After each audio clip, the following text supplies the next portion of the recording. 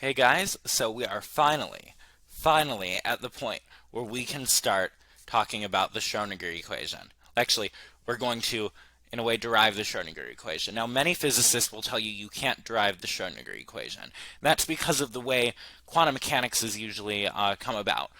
So usually what you'll do is you'll introduce the Schrodinger equation, and then from the Schrodinger equation, you'll get all of these postulates about the operators. So I'm coming at it from a different perspective, which may possibly be, I don't know if anybody really knows for sure exactly how Schrodinger came up with this, but this might be more of a historical way.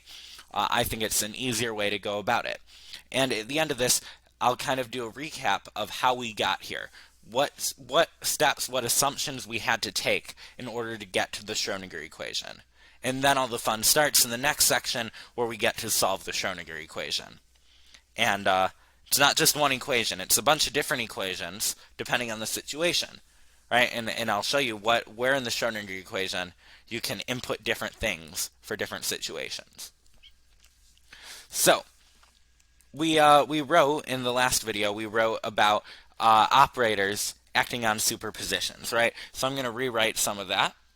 Psi is a superposition over either, could be over position, right, of cx phi x, right? Or we could do really what, yeah, I mean that will work. Or psi can be a superposition over momentum, Cp phi p, and or psi could be a superposition over energy, C E phi e.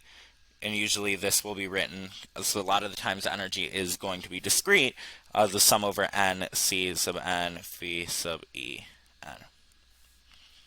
Right? And we know operators acting on these superpositions. If we have x hat acting on psi, this will give us superposition of x, cx, phi x, and p hat acting on psi will give us, and this is a superposition over x, superposition over p, p, cp, phi p, and E hat acting on psi will be the superposition, and I'm going to leave it just as this superposition of, so the superposition of E hat, or sorry, not E hat, just E, C E, phi E. Okay, so now we have another operator that we're going to come up with, and it is called the Hamiltonian operator. The Hamiltonian operator, we are going to represent it by an H hat, called the Hamiltonian, named after the famous mathematician, and I don't think he was technically a physicist, but he did a lot for physics. Well, he may have been, William Rowan Hamilton. Amazing, brilliant guy, came up with a lot of the vector stuff that we do, formulated in a different way. He's definitely one of my favorite mathematicians of all time. And the Hamiltonian is going to be another way to represent energy. Right? We know energy, we got this one by using E equals h bar omega, right? Well, there's another way to write energy, and it's actually a pretty simple way. Right? We know this from just regular physics. Energy is equal to kinetic energy, T, plus potential energy, V. Right? And kinetic energy, we know T is equal to, capital T is kinetic energy, P squared over 2M. Right? Hopefully if this doesn't seem familiar, you can rewatch my video on energy. And then potential energy is just a function V of x, usually. We're not really going to deal with it all when the potential varies with time. That makes things a lot more complicated. Now, the Hamiltonian, right, is going to be the kinetic energy operator plus the potential energy operator. Right? And the kinetic energy operator if we just make a kinetic energy operator, you will probably guess this would just be the momentum operator squared over 2m. And using what we know the momentum operator is, because we know p hat equals minus I h bar d by dx, this is going to be, if you do this out, p hat acting on p hat, we actually did p hat squared a few videos ago. This will be negative h bar squared over 2m d squared by dx squared, the second derivative. Okay, and v hat, I'll put this up here. V hat just going to be it's a function of x, so function of x hat, right? But x hat is just x, so v hat is really just multiplying by the function v of x. Hopefully that makes sense, right? Because it's a function of x, so the operator v hat will be a function of x hat, and since x hat is just x, right? Because we know x hat is x, and then I like to write the 3. And then this is, we also know E hat, we'll be using this pretty soon, is I h bar d by dt. Okay, so now if we write the, not the Schrodinger equation quite yet, we write the Hamiltonian operator in this way. The Hamiltonian operator, h hat, is negative h bar squared over 2m d squared by dx squared. Plus v of x. Okay, and now, if we act on h hat is a way of representing the energy, right? So if we have an eigenfunction of h hat, I'll call it phi h, right? This will be, we'll get the energy, right, times phi h, right? Or we could probably do this a little bit of a I think that's probably the best way to go about it. H hat on phi h will be the kinetic energy plus the potential energy. That's how we'll do it. Kinetic energy plus the potential energy times phi h, right? Because it will be an eigenvalue of, or eigenfunction of t hat plus v hat, right? This is just the energy phi h, right? Or really, h hat acts on energy eigenstates, right? So h hat, or not equals h hat times, or h hat acting on phi e, right? Because if it has a definite energy, it will be an eigenstate of both this energy operator and this Hamiltonian operator. So h hat phi e will give you e phi e. So this is something I will write down here, and let's see if I can. Hopefully you have all this written down. I'm gonna erase it over here.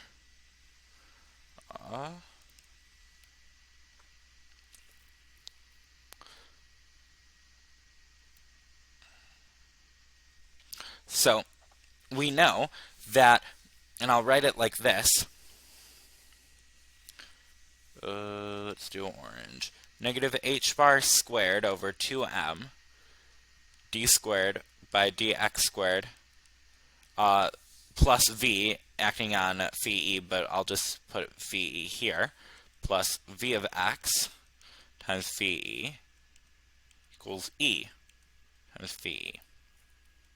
Okay? And this is actually called the time-independent Schrodinger equation. However, right now, this is just an energy eigenvalue equation. In the next section, we'll actually rederive this equation from the regular Schrodinger equation, and it will actually give us a new meaning of this equation. So we're not going to worry about that right now. This is just an energy eigenvalue equation. But now, we can construct, right, if we have h hat, and now, first of all, notice that this is an equation with x. So it turns out energy eigenstates, because it also has to be kinetic energy plus potential energy, are not just e to the minus I omega t, right? There's some other part, apparently, that depends on x in it, right? So we just showed we talked about I believe a few videos ago, 2 videos ago, I think, we talked about, no, it was more than three videos ago. We talked about the a function with a definite value of energy being phi sub e, right? But it actually, being phi sub e being e to the minus I omega t. But it turns out that that's not really the whole story. That's the time part, because it has to be with the wave-particle duality with E equals h bar omega, but there's another part to it, right? Which makes sense, right? You can have something as a definite energy, and it's got to have some distribution in space, and that should have to do with its, kinetic energy and stuff. So hopefully that makes a little bit of sense. But if not, just note that there's some function. It's got to satisfy both both the energy eigenvalue equation with IH bar d by dt and this one. Now, here's one more thing. If we have the Hamiltonian acting on a superposition, right? So if I take this psi over here, and I'm going to erase this now, make sure you have it written down.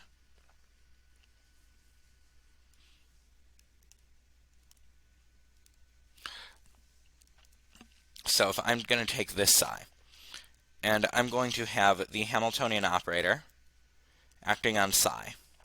Well, this is going to give me, well, since we know that the Hamiltonian acting on phi sub e gives us E phi sub e, right?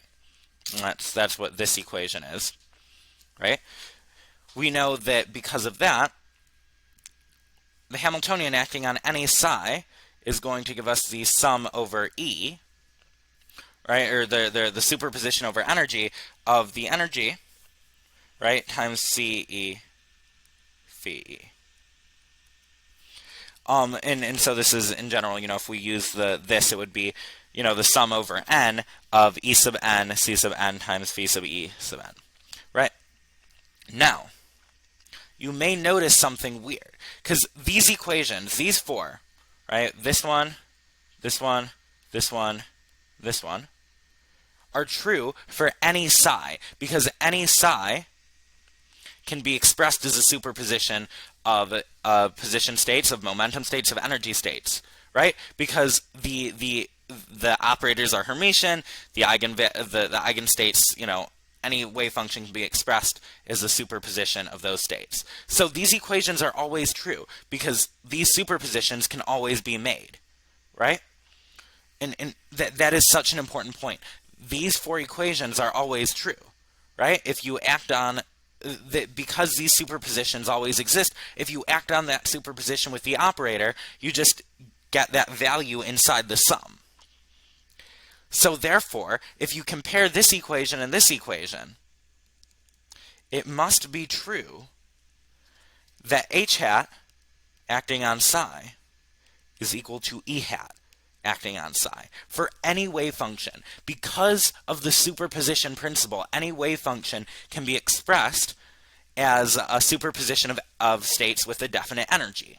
That's our superposition principle, because the superposition tells us about the the distribution of the energies, and so you've got to have some energy, right? So it's got to be superposition of every energy state. There's got to be a probability for any possible energy, right? And that's the entire state. You can't just not have an energy. That's not how it works, right?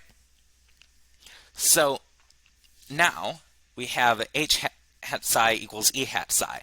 This is true for any wave function. And this is not a trivial equation. In fact, I'm going to write this out in full form. I'm actually going to switch the sides here, because that's usually how it's... Actually, no, that's not usually how it's written. It's sometimes written both ways, but I'm just going to keep it the same way. So, writing this equation out. Write it in red. Okay, and this should be phenomenal. This is like the climax of quantum mechanics. We're getting to the Schrodinger equation. So this is negative h bar squared over 2m d squared by dx squared psi plus v of x times psi equals I h bar d by dt psi. This is the Schrödinger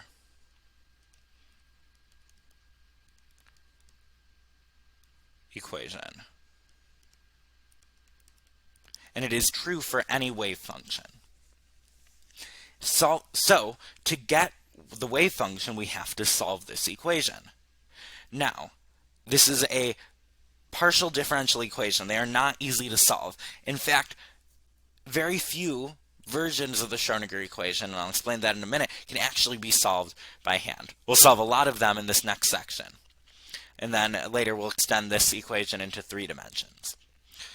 The one part of this equation that can change, right?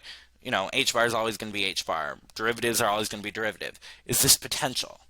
And potentials tell you about the situation you're in. Think about a gravity field, right? Just around the surface of the Earth, the gravitational potential energy, right? V is the potential energy. Gravitational potential energy looks like this, where it has a slope of mg. So this is V gravity, right? And then this is so this is the potential energy. This is the height h, right? And the potential energy tells you about the forces acting on the particle, right? Because F equals negative dv dx, right? This is the relationship between force and potential energy, right? So the potential energy tells you about the forces acting on the particle. So if we're trying to, look at a particular situation, say an electron trapped in a hydrogen atom, we just put the potential energy function for the hydrogen atom and solve the equation. We'll do that in section 6, actually. And so this potential tells you about the situation the particle's in. That's how the equation can become unique, right? You don't just solve this equation once. You solve it for a particular situation, and then solve it for a different situation. And we'll go over a bunch of different situations that we can solve this for, and a lot of them have really cool consequences. And it's how we see that energy will be quantized. We'll see it because of the solutions to the Schrödinger equation. Now, a quick recap of how we got here. We started with the Stern-Gerlach experiment. I'm actually going to erase this stuff, and I'm going to sort of quickly write out how we got to the Schrödinger equation. Oh, I don't want to erase the name. Didn't think that would undo everything. I want to keep the name of the equation there.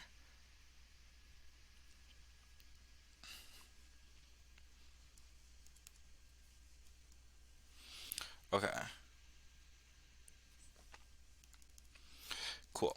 So, we started with, we started by looking at the experiments, but the main one that we got to that really helped us start formulating the math was the Stern-Gerlach experiment. So, G. I'll rewrite that. So the Stern-Gerlach, right, is what got us to talk about, erase that. Stern-Gerlach is what got us to talk about Hilbert space, right? And then all we had to do is make, we talked about the Hilbert space. It naturally came that, we got the, phi q psi equals CQ. That was just a geometric equation. We didn't have to take any jumps. The next jump that we made was about operators, right? And the operators ended up being really useful because if we define an operator in a particular way, we could get information about the system. We could actually take a state vector and extract information from it, which ended up being really, really useful. We were able to get the uncertainty principle, a bunch of different things. Then we took this into function space. So with function space, with continuous observables. Right? In the Stern-Gerlach experiment, they were discrete observables, but here they're continuous observables. Right? And then from there, right, we used our next big jump. Right? We've used the Stern-Gerlach experiment, that was, and then to Hilbert space, that was one jump. Then to operators, right? Function space. Our next big jump was the wave-particle duality.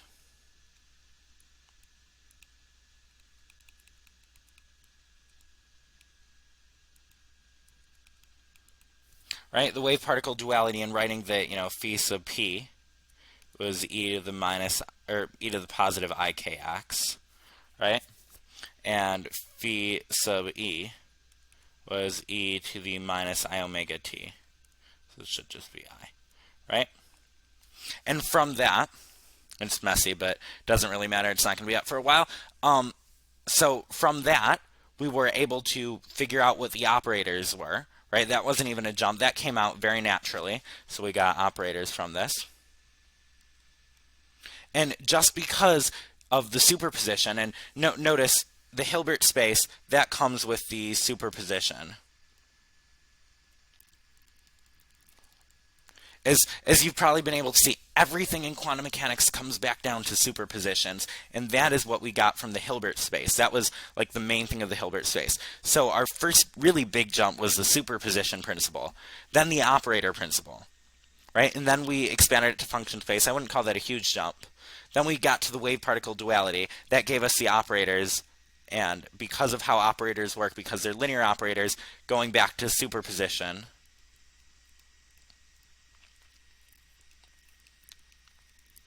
we got to the Schrödinger equation.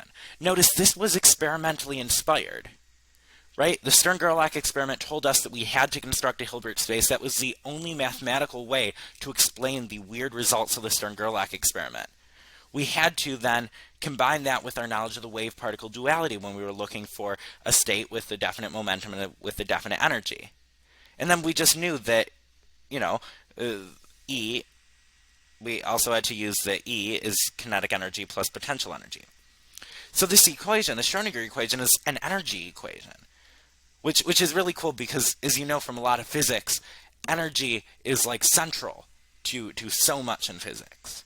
And it's central to quantum mechanics too, in the form of the Schrödinger equation.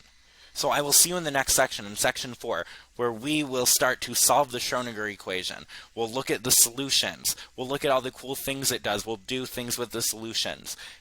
This is where quantum mechanics gets like really, really real. We've done all the background theory. Now we're going to start solving equations that will actually give us solutions, some of which we can even confirm in experiments, which is really cool. So I will see you in the next video, the next section.